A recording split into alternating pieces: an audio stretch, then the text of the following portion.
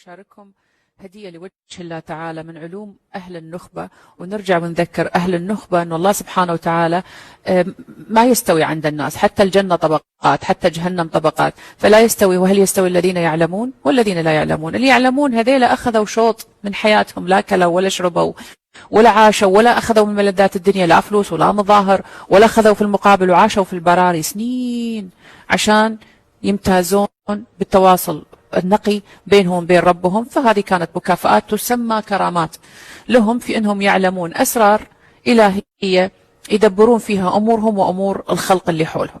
من ضمن هذه الأسرار الإلهية، من ضمن أسرار النخبة، أن لو في حد يكيد لك، أنت رجل وفي حد قاعد يكيد لك أو تخاف أنه يكيد لك، أنت شاك فيه،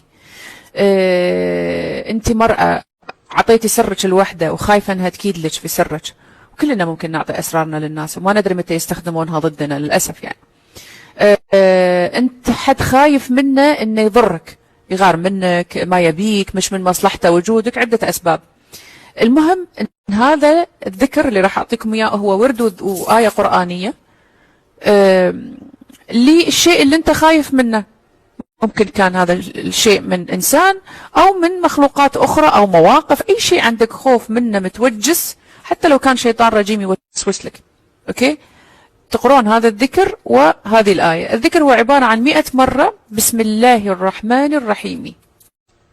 بسم الله الرحمن الرحيم يعني بالكسرة، تمام؟ 100 مرة وبحروف واضحة، كل حرف تسمع خلاياك، تسمع إذنك يدخل جسمك. ما المفروض يكون النطق؟ يعني أنا ما تحصل معاي إلا لما يكون حيل تعبانة وصوتي مو طالع، أوكي، فأقولها بصوت مش مسموع غصب عني، لكن لازم ينقال بصوت مسموع يسمع جسمك كله، تسمع خلاياك، تسيبه، تسجله، ترسل تردداته، ترسل إشاراته للتلقي.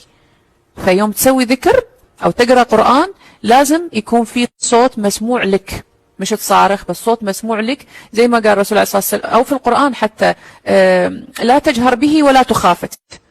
لازم لا تصارخ فيه ولا يكون خافت ان خلاياك ما تسمعه، لان خلاياك او جسمك او طاقتك او هالتك او محيطك المغناطيسي يسجل عشان يرسل، فيصير التحصين ويصير الارسال اذا دعيت.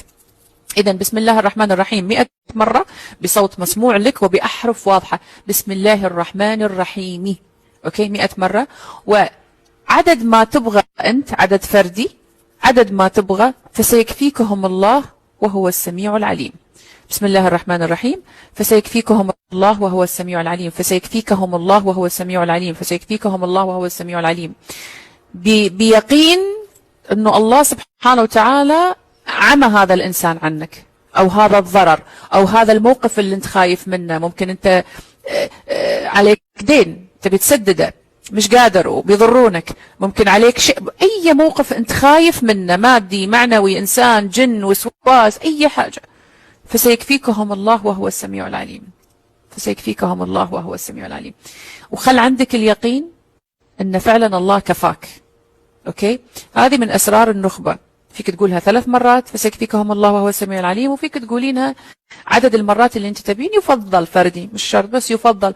وطبعا على الأكيد يفضل جدا واحنا نقولها نحس في اليقين أن الله سبحانه وتعالى فعلا كفاني هذه الناس فعلا، واني متكل على الله في كل شيء. فأتمنى أنكم، أنا بكتبها لكم الآن، أنكم تستفيدون، تتداولون، تعطونا للمحتاج من غير أي مقابل لوجه الله.